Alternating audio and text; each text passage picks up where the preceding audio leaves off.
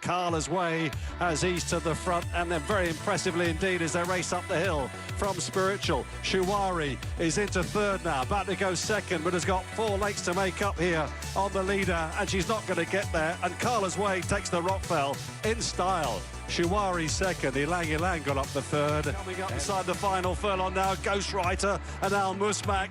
These two will fight out the Royal Lodge. Ghostwriter leading by half a length and driven out the line. Ghostwriter remains unbeaten, wins the Royal Lodge from Al Musmak.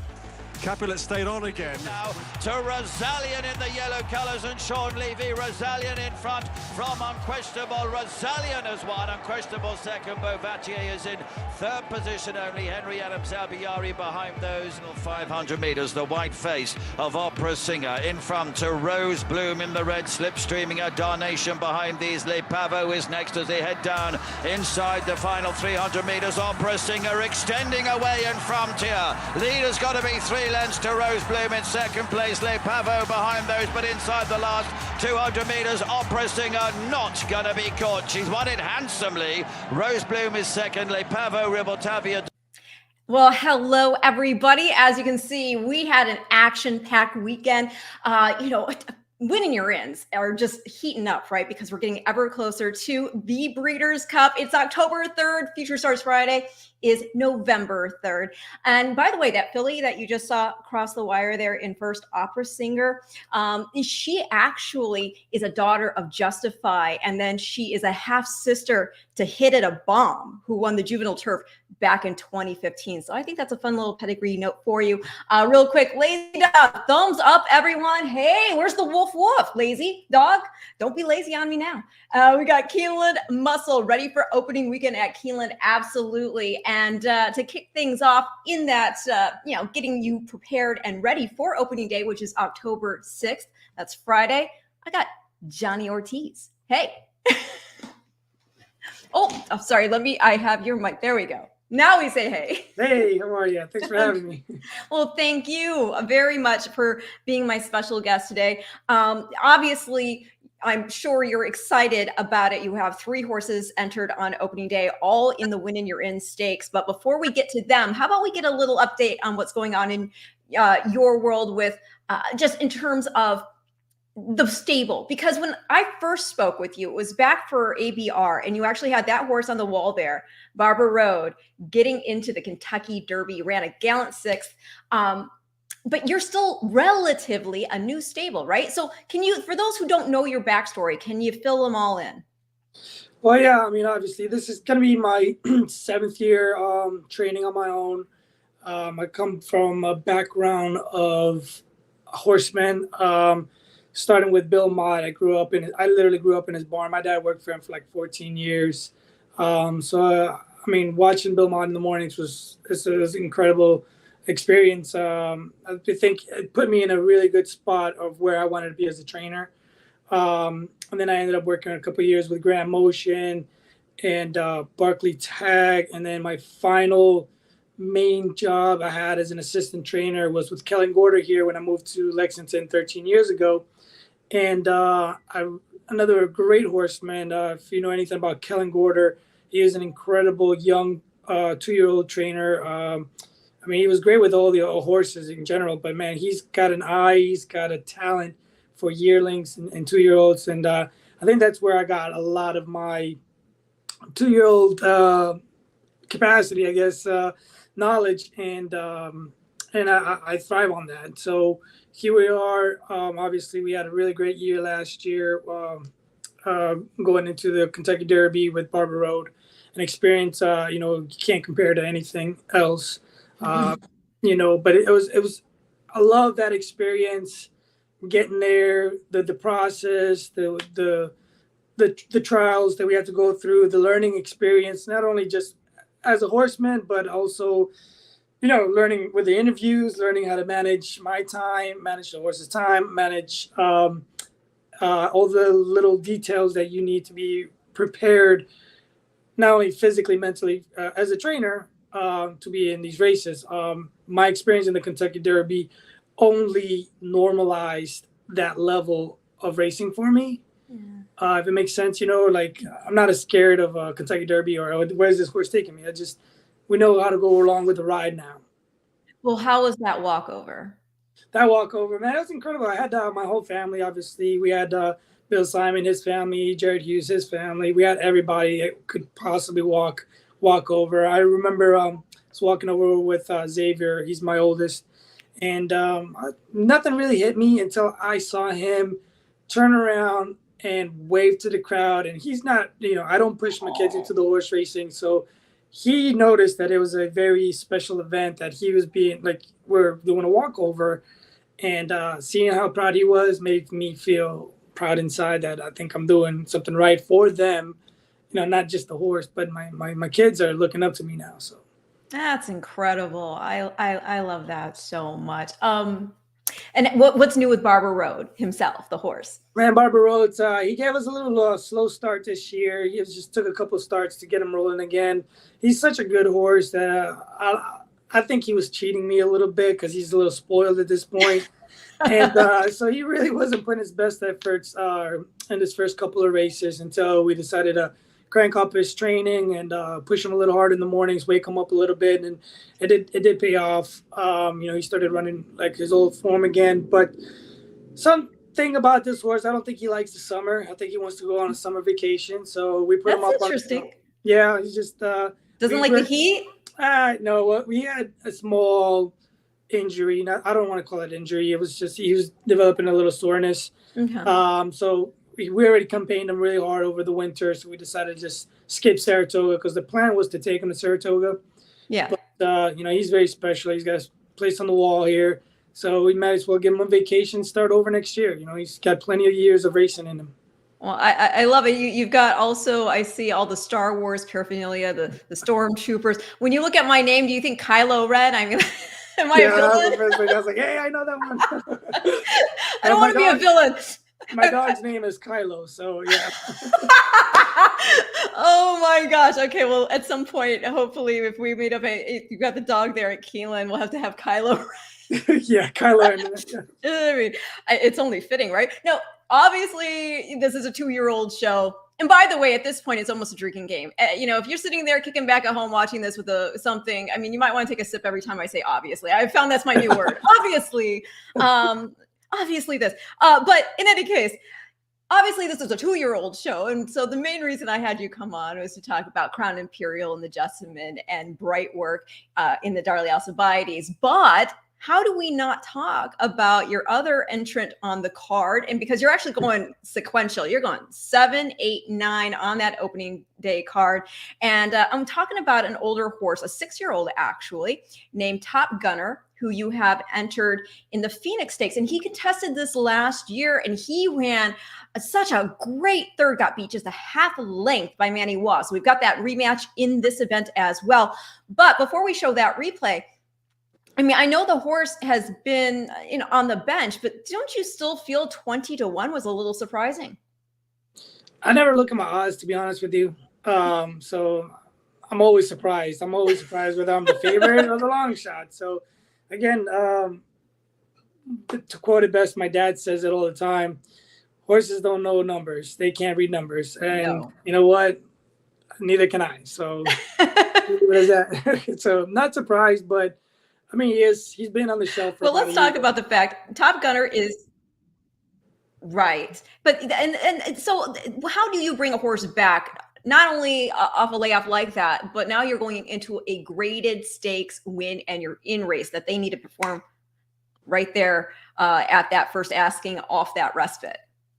Well, bring him up to this race. It wasn't the original spot that I wanted to start him in. We actually were looking at 2 other spots. But what it takes to get a horse here at this level and in a stakes race, it's a lot of patience. And it's hard to have that in this game, but he's a horse that he came off his layup in really good shape. He came back way more mature. He also came back ready to perform. I've seen a side of this horse that I've never seen. And again, I'll kind of put it on his maturity. Just giving him a year off. I mean, he had, I want to say, almost had 4 months off. And so slowly bringing him up, he's just every single time just getting a little bit better and handling everything we do with him as professionally as he can. And he's on a different level as far as soundness goes, because, you know, I think he hadn't had a break since he started racing. Back in December 2020. Right. So it's definitely been a while. And so we're happy with him right now. You know, and he hasn't missed a single workout, which is very, very important. And, you know, we went with Gabe Size on this horse because Gabe has not missed a single workout with Top Gunner as well. He started his first 3/8 and he did his last three-quarter workout. So, yeah, the tab looks great. I'm looking at it right now. Yeah, so I mean, if you want to go ahead and handicap off his workouts, you see that this horse is coming in on a different level, very mature, very consistent. So I mean, 20-1 is going to be 20-1, but you know, obviously, well, like you said, I mean, it is a year off. So to be fair to the line, of course, the line maker, I can understand why when, you know, obviously you have to, well, obviously, there we go. You have to, people are going to be sloshed by the end of this. You have to assess how you think the betting public is going to measure these horses up. And of course, when you see a horse has been on the sidelines for that long, but he did, you know, come back from not that same type of layoff, but he's come up from a layoff before, a long one. I know it was a main 30 when it was the first start for you, right? This was another one of those situations where you found a horse, you claimed him, and you you got him to a point where he became a stakes winner. Yeah, and you know, again, it's I got a great team behind me, and the team that I prepared when we claim horses is to always keep an eye on the small details. It's not the obvious. When it's obvious, there's always something else behind the obvious problem. And you know, we took our time. We gave the horse a shot, then putting him in the right condition, the right spot to get his confidence going, and then after that, it's just started rolling one after the other, and then we tweak his training a little bit differently, and then we see what keeps working better and better and better. And he's always been a horse that the fresher he is, the better he runs. So maybe again, 300 and something days off might be. Well, let's see what he did the last time he ran at Keeneland in the Phoenix here. So let's go ahead.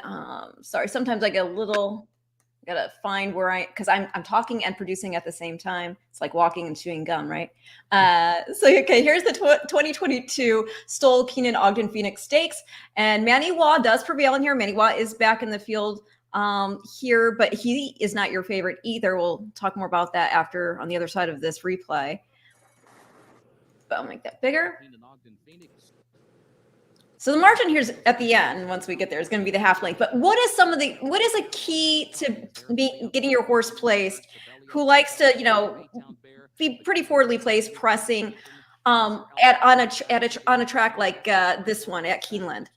Oh yeah, like you said, I think being forwardly placed is always going to help you. One thing that I do like to see out of all my horses is a great break. My instructions to jockeys usually is very simple: get a good break, saddle, and finish. You know, I can't make any other assessments than that. You know, they're on the horse. They got to make the right decisions, what lane to pick and when to move. But getting a good break is always important. And I think that's the key in this horse, that he always breaks sharp. So yeah, right here at the top of the stretch, I thought we had that one. We were screaming our heads off. Oh, my gosh. Yeah, I know. What a beat. Again, this is a horse that's been campaigning hard all through this season, that year. I mean, 2 seasons, to be honest. And you can see he got tired there towards the end where he started drifting out and come up on the inside. They caught him. You know, he wasn't in contact with with those horses, but he was tiring. I mean, just a half length there. I can understand. Like, oh my gosh, we feel it too when we're betting these horses. Wire. Where is that wire? Exactly. Yeah. Oh, so what do you think of this year's field? I mean, are the morning line favorite? I mean, by the way, like even this, like we're seeing some horses where you have to like wonder, okay, well, what is the form going to be On the day. Okay. So from the inside, you've got Hoist the Gold. He's coming out of a 6th place finish in the Pat O'Brien. Maniwa is back. He has not raced since April. So he's another one coming in without any recency. Sibelius, this was a horse that, I mean, my gosh, the Dubai Golden Shaheen, he just really got a lot of fans rooting for him, representing, right? And then he came back and he just hasn't been able to put it together. He's coming in off a bit of a layoff. He hasn't run since a 7th place finish, beaten 4 1/4 lengths in the Bing Crosby. Gulfstream Way, this horse coming off getting beat just ahead by Bango, who is your favorite in the race, right over there in the stakes at Churchill, with Necker Island in 3rd. So those 3 coming out of that same race. Top Gunner is in post 5. We just mentioned Necker Island. Bango, your winner there. And then the 8, Nakatomi for Wesley Ward. He's coming in off a layoff. He hasn't raced since an optional 80 there at Saratoga over Sloppy Sealed Going, which he won by 3.5 lengths. And then Dr. Oscar the Minnesota Sprint, excuse me, wired the field there at Canterbury by 6 lengths. You got Baytown Bear also exiting that Louisville Thoroughbred Society Stakes. So what do you make of it? I think, as always, I think this is a competitive race. It's a very honest race. I'm not going to take anything away from Dr. Oscar just because he's coming from Canterbury. I think some honest horses come from that racetrack. They can be very sneaky and tough. Obviously he's got a lot of speed. He's raced at Tampa a bit, so yeah. I know him from that. I'm sorry, and then we got Voodoo Zip on the outside there, who's been running on grass.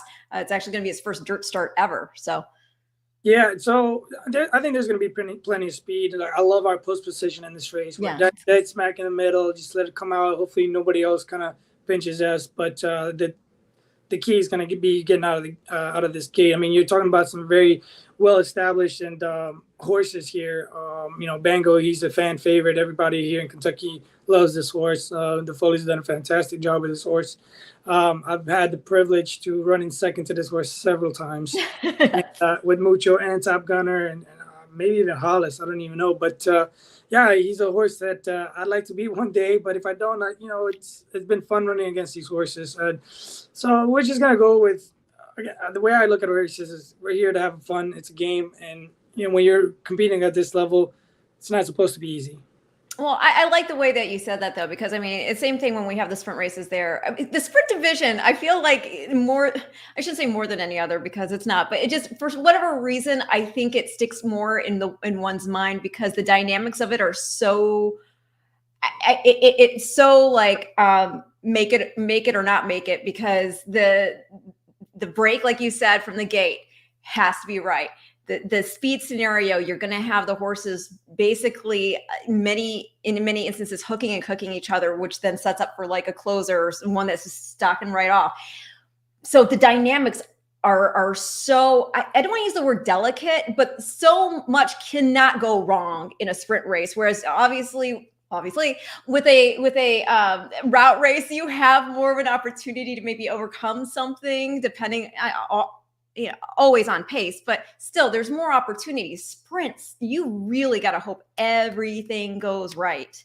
Yeah. So that's the thing. And it makes it fun because, like you said, we see so many of these horses coming out of the same races with each other. So it builds these rivalries, which who's going to get the upper hoof this time, etc.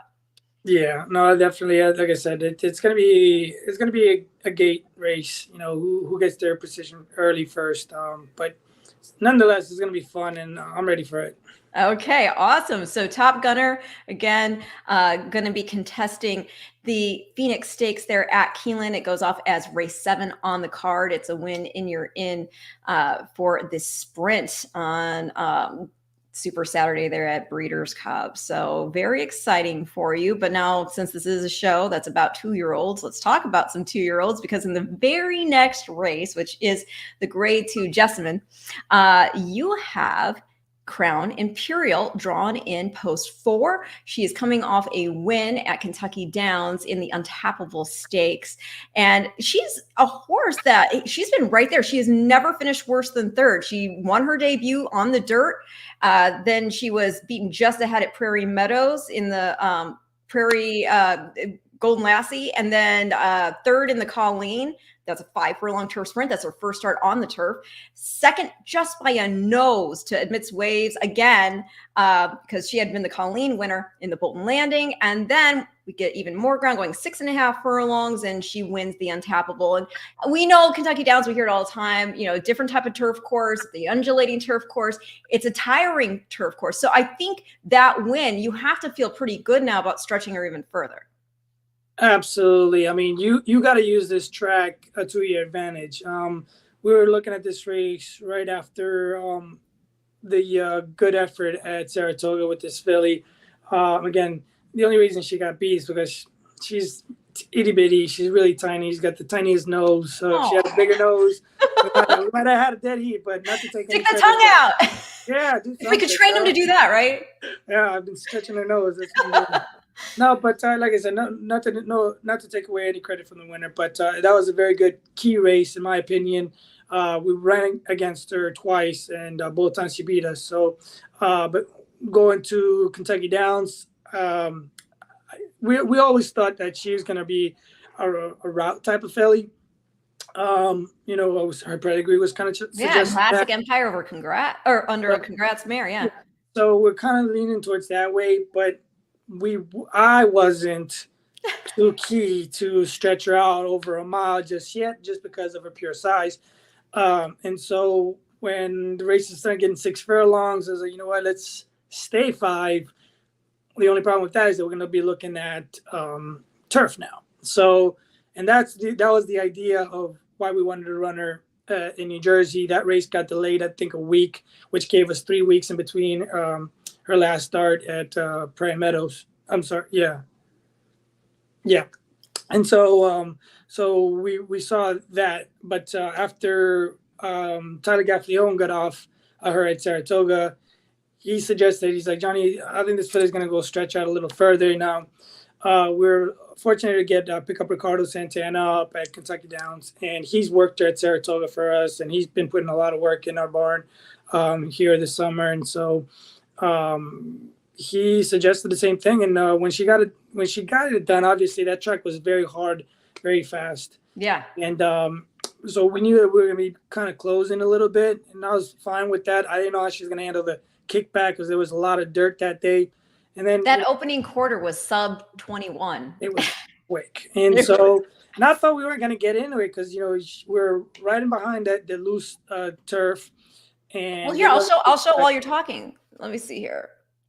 Okay, I have it right here. I got to make sure I have the right one. Okay, see. Okay, so here we go. In the Pepsi Untapable Stakes. There we go. No, and so and she had a really good position here. Again, you know, she broke well with the field.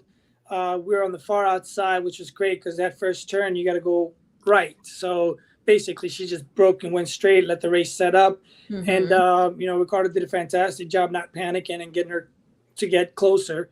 I was a little worried with the kickback around this turn, but you know, she did run on the dirt before, and I school all my 2-year-olds to get a lot of dirt in their faces. I try to as much as I can in breezes and in morning gallops. So she obviously is very well schooled here. But the trick that I was looking for, again, using this racetrack, it's 6.5, but to me, it's like running a mile because you're going up and down hills. The turn is such a swooping turn that, you know, horses switch leads a lot around that. And then you have almost 3/16 of a mile to run, or 5/16 of a mile to run up a hill, and then you have an elbow by the 8th pole. Like it throws a lot of horses off. And here Ricardo did the smart thing. I thought he was going to tip her out here, and he ended up cutting this corner, this elbow, and that's where he got that winning move. I thought it was a brilliant move right there. Everybody just let her sneak on by on the inside, and. So with me using this racetrack, I think it just got her fit for a 2-turn race. I think so as well. And as you were saying, for you, it was more about the size that you were concerned about, the distance at first, right? Do I understand what you're saying? Because, I mean, I keep doing it. Unquestionably, the pedigree is there again. She is by Classic Empire. She's out of a congrats mare. And then the second dam is by Dynaformer. So, right.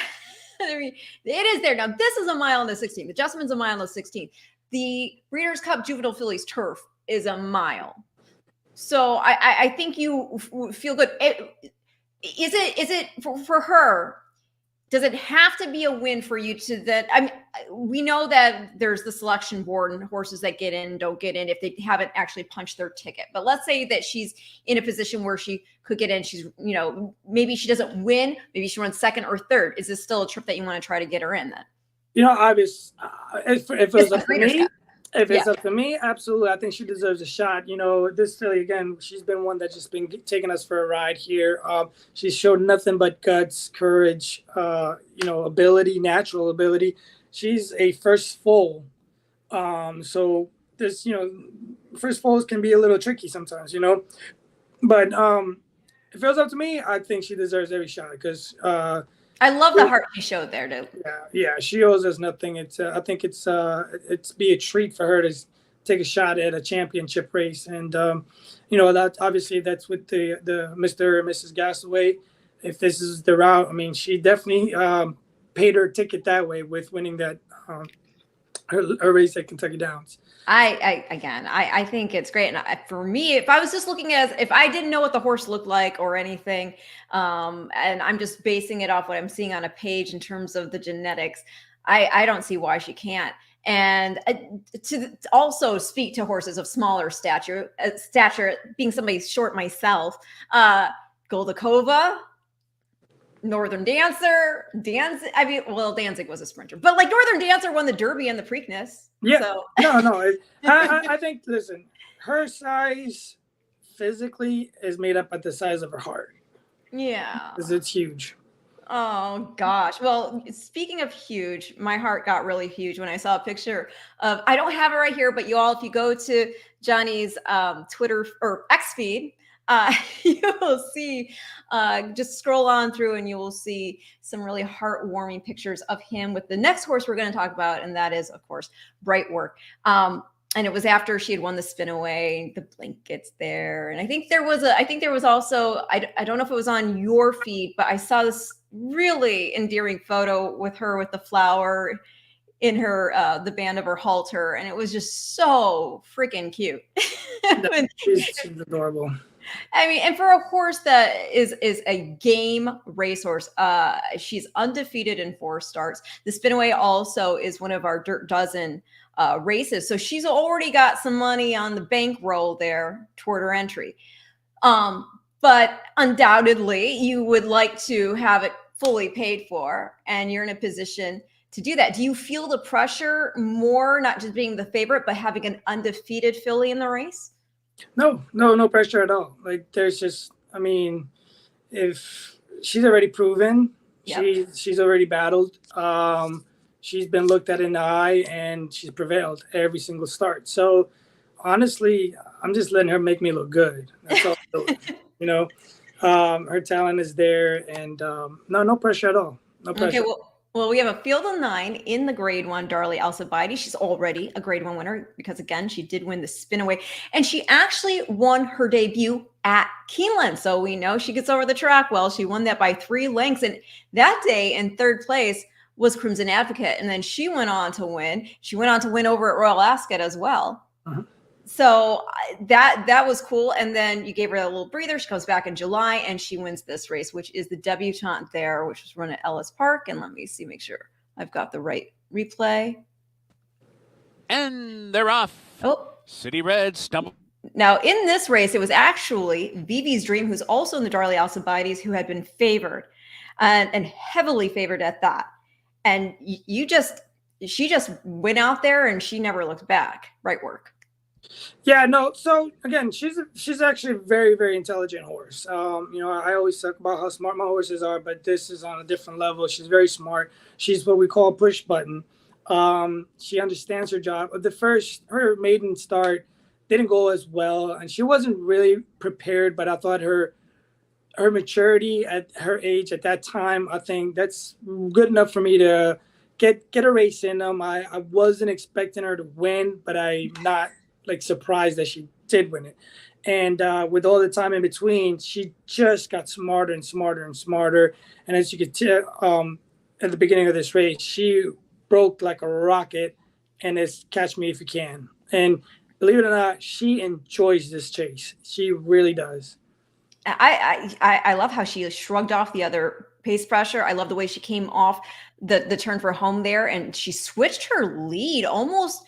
It was with aggressively, like, I'm going. She's very right. She's an athlete. She's an athlete. She knows it. She knows. Again, she's just.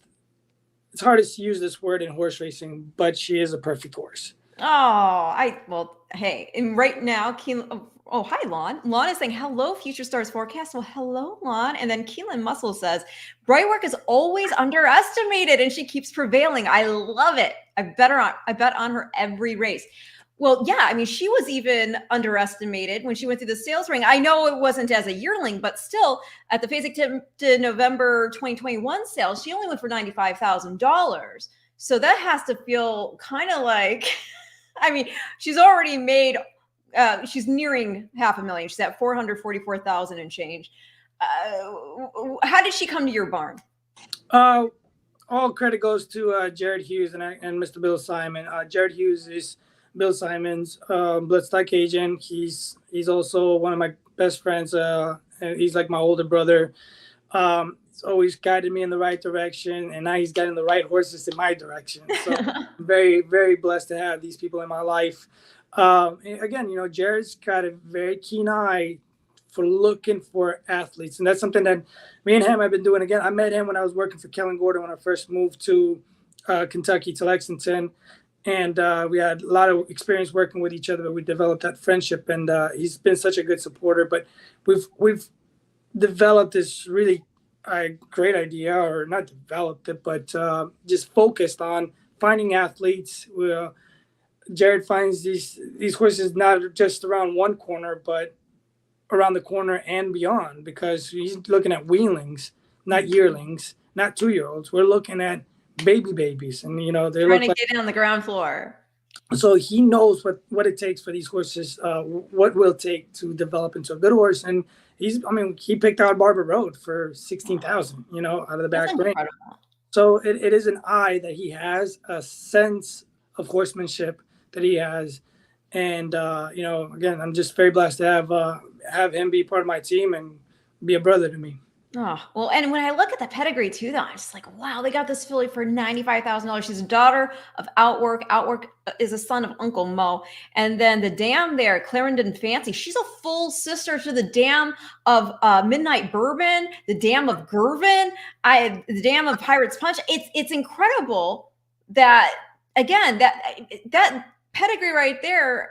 Now she's a grade 1 winner. So she's set in terms of, you know, that viability as a broodmare. Yeah, no, and that's the key, though. You know, that's something that we're also looking for. We try to get fillies and mares that we can, you know, that obviously they hold their residual value, and you know, that's key to our program. And again, I mean, she's proven, her family's been proven. We like to find these things. We like to find we like to find a little what do you call it, a little bargain deal. But see, that's what happens sometimes. And it's not like her own dam hadn't produced anything either. I mean, she's a half sister. The filly herself, Brightwork herself, is a half sister to Quiet Company, who has some black type. Was third in the Jamila Stakes. But yeah, again, that dam, her full sister, produced the likes of a horse that, you know, was not only a graded stakes winner, but multiple grade 1 place. And then Gervin was a grade 1 winner, having won the Haskell. It's just a really, you got to love that when you find these horses and then they reward you in the way in which she has. Now, you were talking about, you feel that you really, working for Gorder, were able to enrich your skill set with juvenile horses. What do you think is the special ingredient that has really helped this particular filly come along? Again, patience. I can't say it enough. I think the name of the horse racing itself should be patience. Getting her down to my dad, the way he got her started, he was patient with her, and he called me right away. He's like, Johnny, you're gonna love this filly, this outwork filly. She's very smart. I'm just taking my time with her. She takes everything in, and she's learned everything we throw at her. I just give it up everything to her. The skills that I learned from Kellen as far as being patient, cueing horses. I like teaching horses that this means switch a lead, this means go forward, or relaxing out of their mouth in a bit. Just means keep your pace or something. It's just little stuff, dumb stuff that it works in my head, but I think it does transition well into young horses. Again, it's just like teaching any other 2-year-old. I mean, I think my son was a little more difficult to teach, but she's just very smart, and she makes it so much easier for me to teach her. Oh, it definitely helps when they have the mind there already, because then it's like you can mold the clay better. At the same time, 2-year-olds, they'll have their moments. She, though, has proven that you can take her anywhere to any, because even older horses oftentimes become horses for courses or whatnot. She's won at Keeneland, she's won at Ellis Park, she won the Adirondack in her 3rd career start by 5 lengths. And over there was a filly in that field who went on to be a stakes winner herself. And then she wins the Spinaway, and I have the replay of that right here. And I'll go ahead and share the screen, and you can take us through it. What were you feeling this day as she's heading into the gate and everything? Well, I'll be honest with you, I think it was probably one of my most nerve-wracking races I've ever been a part of. Really? Oh. Yeah, I mean, Kentucky Derby aside, this is I almost feel like this is even bigger than that. This is mostly because we knew that we were alive with the horse. This race was set up. I mean, everything that happened in this race was exactly how it would have played out in my mind. Here I was a little concerned because she was a little further back than she's normally been. Yeah. Mm-hmm. And I was like, well, we'll see how it plays up. I mean, Sugar High did set a good fractions for us that day. But again, she's normally just as close. But when going into the turn, she made Irad told me that this race is going to start when I say it's going to start. I said, you're the jock, but you're the professional here. I'm going along with the ride here. Again, I'm watching through my binoculars as she makes this pass right here. My heart is pumping as hard as it sure. Can, again, I knew everything was gone because this filly loves that chase. When horses come up to her and it's like, come on, I'll take you for a run. Let's go. She turns down everybody. Now, I think every race that this filly's been in has been a key race. There's been good horses that leave every time she starts. And again, like viewers mentioned earlier, like she has not been recognized as a horse to compete. And, that's okay. Like, again, horses don't know their numbers. No. So, but she does know the game, and you see how she did eyeball ways and means at the top of the stretch and just turned her down. So, when she crossed the wire, all sorts of different emotions. I mean, Lindsay Reynolds, who's been my assistant from the very beginning when we had 4 horses, she was grooming, I was riding, I was hot walking. I don't know what I was doing, but we're trying to make it work. And she's been with me from day one. And I told her. I tricked her into becoming my assistant trainer. I told her that, you're going to do this, and I promise you I'm going to take you to the top. She's going to ride it. So here we are. I gave her a big hug. There's actually a really nice picture of us hugging on the stairways there.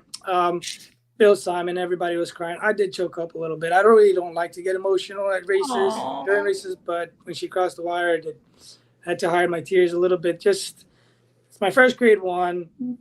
It's a special horse with special people connections, the breeders, the owners, my bloodstock agent, my Jared, my brother's there, my assistant's there. It's all I remember was just walking down the stairs. I look onto the track and I see my brother, his hands in his face, and I was like, all I did is I yelled, and everybody's got phones and cameras in my face, and I just remember yelling out for my brother as loud as I can. I didn't do it intentional.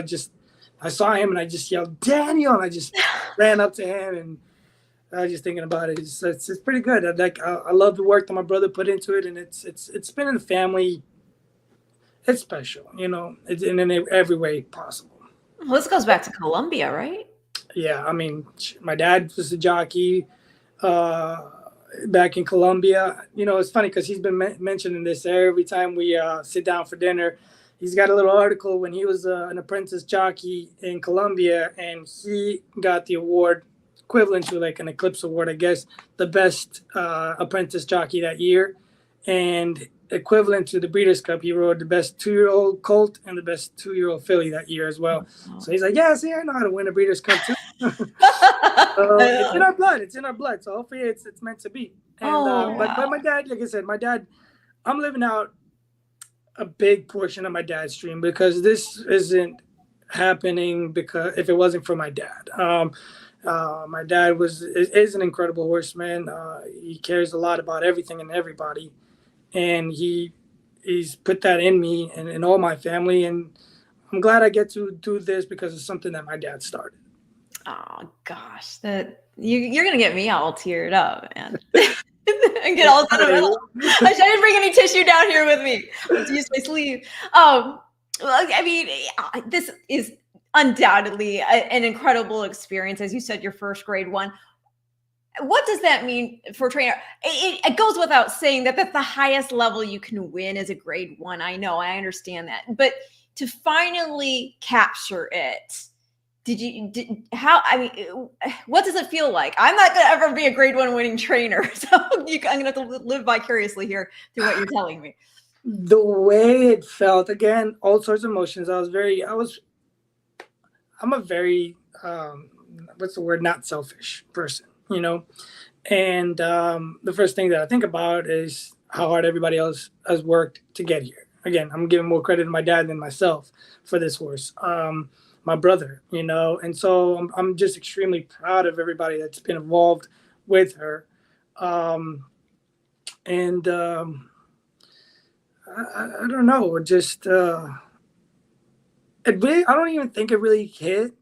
Or I don't know if it did hit. Again, what it's done to me is normalized this level of playing field. So I'm not worried about a grade one. I'm not worried about running against Todd Pletcher, Chad Brown, big names.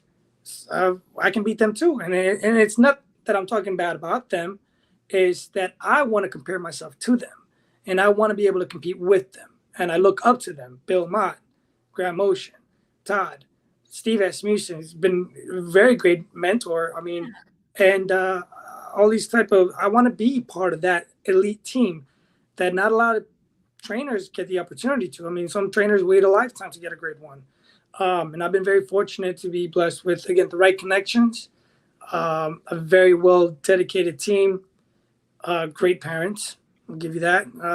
And again, anybody that's welcome to come into my barn and see how we do things. We're very pet friendly. We love our pets. I love the horses. And that's one thing that I did this year that I haven't done in a while was my goal this year was to enjoy this game a little bit more.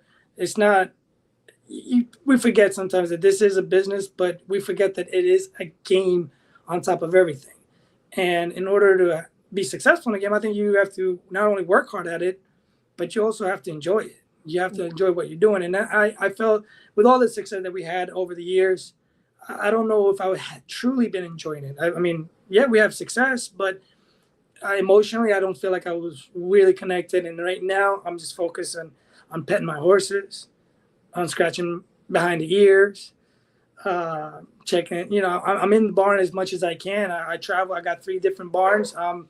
If I'm not in the car, I'm in the barn. So all of that, I think, is it's what it takes to become part of this grade one winning elite team. And again, it feels normal. It's normalized for me. So what's the next step? I think it's a Breeders' Cup, and that's a different level. That is a very exclusive club. Yeah, and you are favored, as we already discussed, in the Darley Alcibiades. Again, it's a field of 9. What are your expectations? She's been so dynamic. I mean, she's shown that she can go to the lead. She can sit off if things don't go necessarily right. It all is, I think, hangs with her guttiness. The thing that you see every time you watch her replays, she loves to contend. She likes to put the other horses eventually away, or fight with them in a way like I'll eyeball you back. It really is a horse that shows you she has fight. So what do you don't have to give away the game plan, of course, but what would you like to see? Oh, I like to see her first at the wire. Yeah, there you go. No. There's honestly, this is all going to be on Irad's in his hands, literally. We've done everything we can with the filly, and like I said, she's been the ride. We're here for the journey, and we're just enjoying it. I think she's going to be very tactical. I think Irad's going to have her close to the pace. I think, in my experience, I ran this race last year. In my experience, I think a good break, a good run to that first turn is key to winning, because it's going to set you up in a really good position. Last year, we had Boss Lady Bailey for Mr. Hootie Moore, and we were very unfortunate to draw the far outside, and we had to use her, and even using her, we didn't even get to where we wanted to be. So we got a lighter field this year.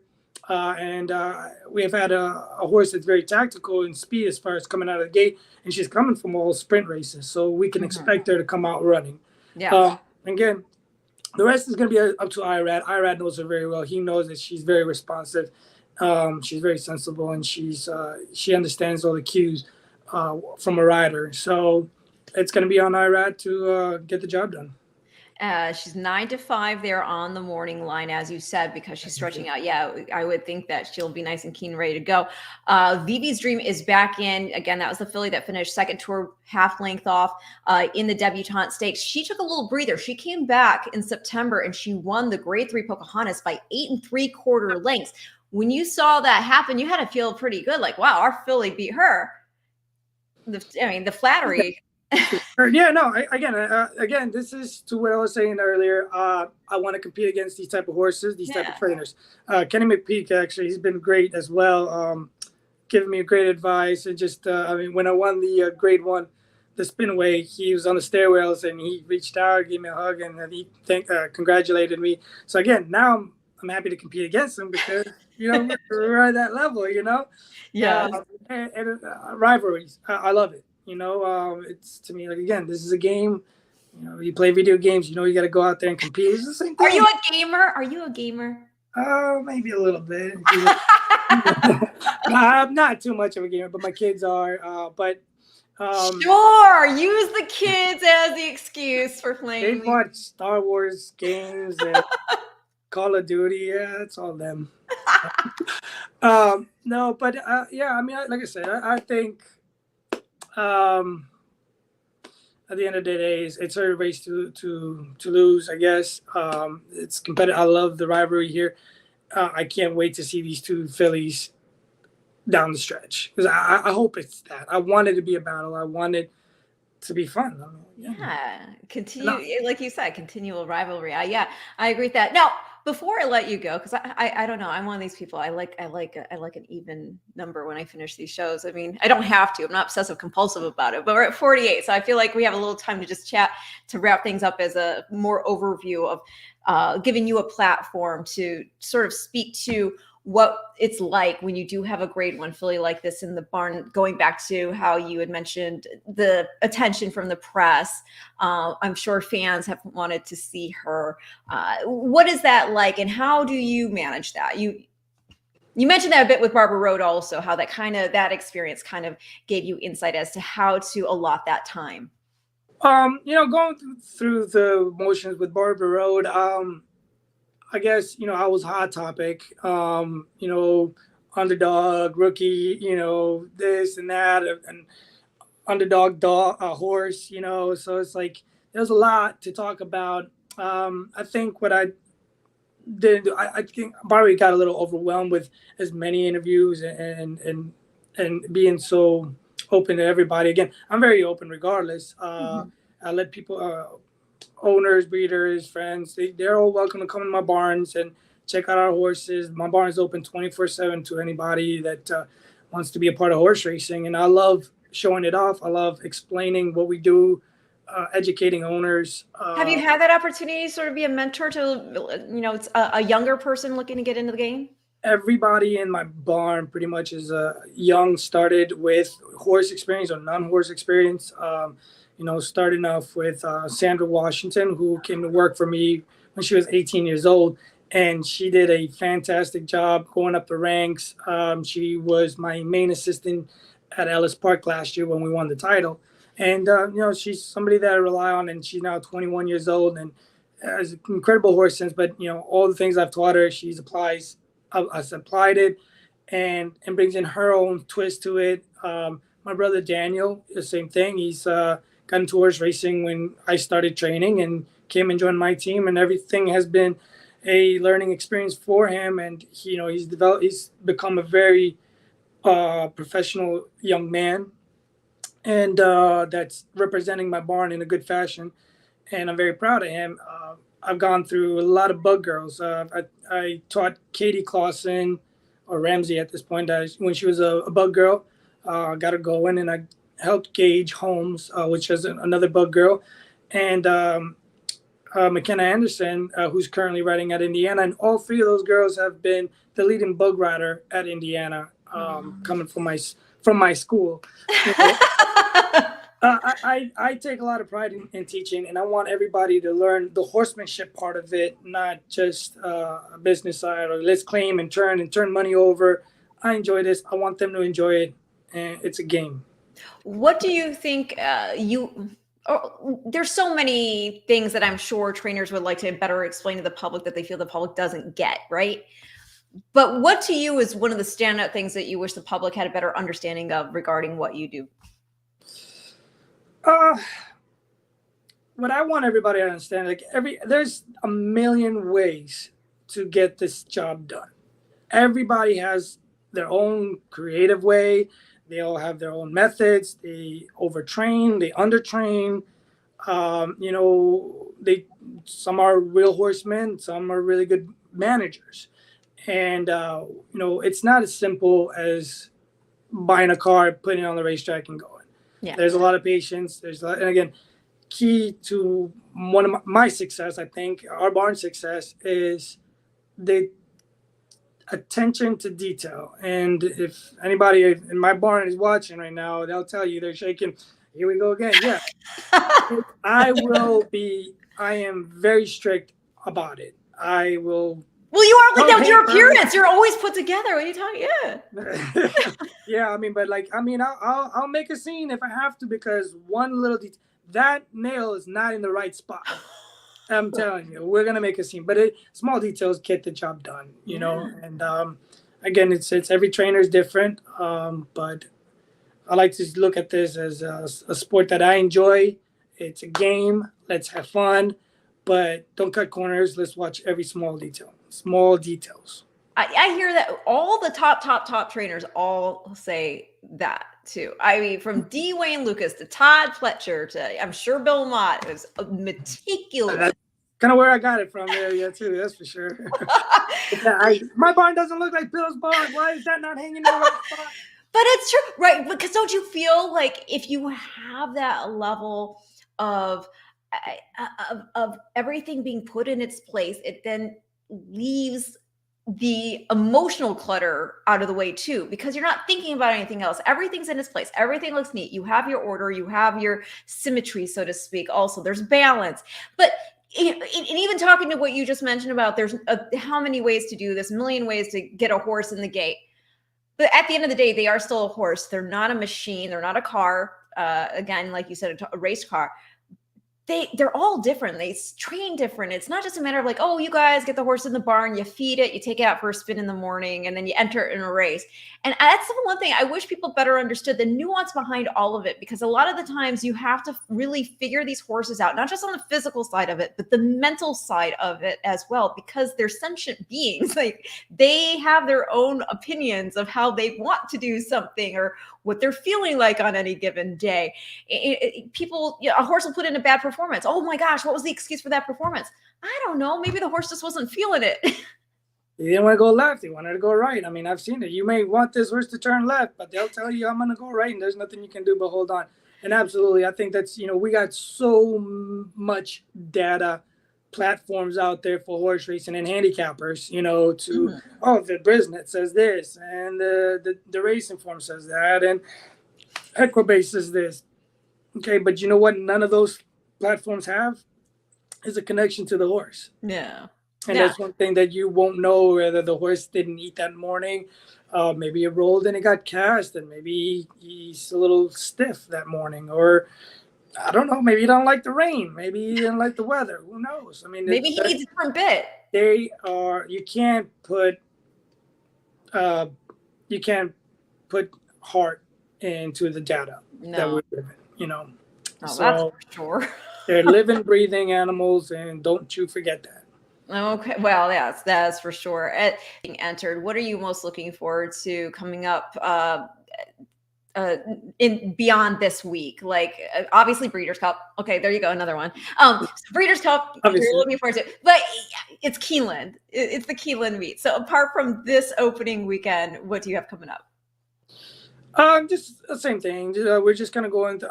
My barn is full of maidens right now, so I don't have a lot of conditions.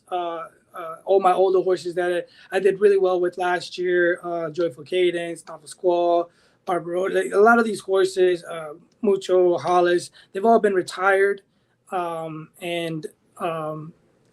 sold, and I'm a little bit slower on my percentage win, I guess, but we're looking. How much do you worry about that, though, right? Because it sounds. I used to worry a lot about it, again, because then people look at it and say, "Well, what happened to Johnny?" But don't you think that's part of the problem, also? It is 100%, because then people don't see. Again, come to my barn. My doors are open. You'll see exactly what's going on. I got over 50 heads, and I think most of them are maidens.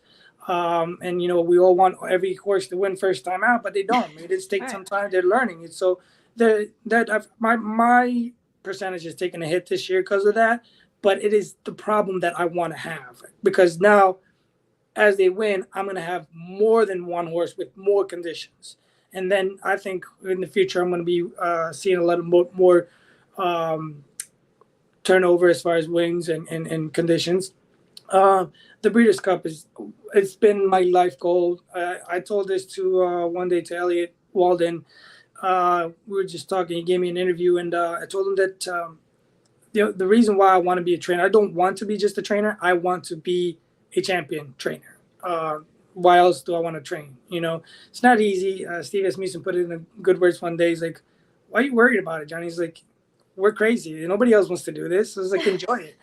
And I was like, "Yeah, you're right. Yeah, it's not easy. It's not an easy game. We have to be a little bit crazy to do this. What we do, waking up so early, riding wild animals and racing them." So it's crazy.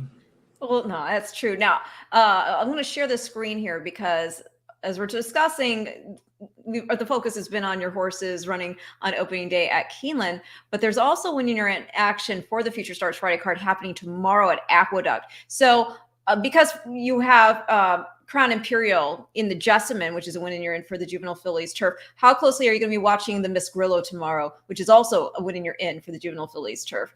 I think Galabrand's going to be the favorite there, yeah? Yeah, I mean, but to be honest with you, I probably won't be watching because, I don't tend to worry about other.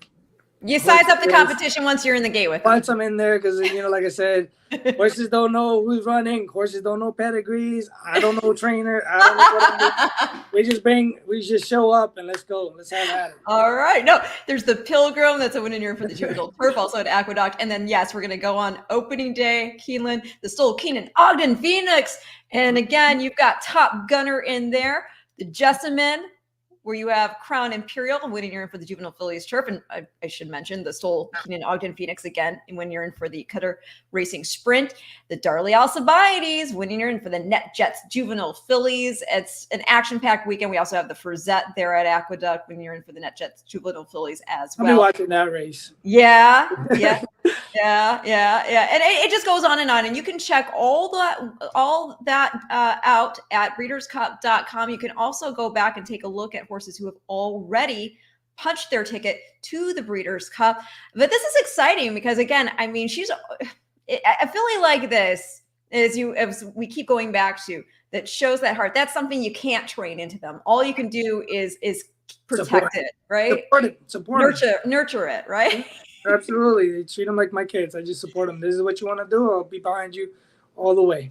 Oh gosh. Well, I hope this has been fun for you. It's been a blast for me, and I hope I'm a hero, not a villain. Kylo, right? I almost feel like I should have come in. I see the Darth Vader Yeah, that's me right there. Yep. Your star buns. Oh my gosh! Yes. Oh, how you doing next time? I think you got my Halloween costume made. This will be good. Man. I'm gonna have to coordinate with Matt. This is very good. Appreciate the show. Have a great evening. Lazy Dog also says, got to love a love story, but also got to love a winner. Absolutely. Yep. Absolutely. Johnny, this has been so much fun. I'll see you out there at Keeneland, I'm sure. I'm going to be there all weekend long, capturing a lot of the goings on there. Of course, the win and you're in action as we get ever closer to Future Stars Friday, and that is November 3rd. And today's October 3rd. We are getting close. Well, in the meantime, this has been your Future Stars forecast on a 2-year-old Tuesday. Tune in next week.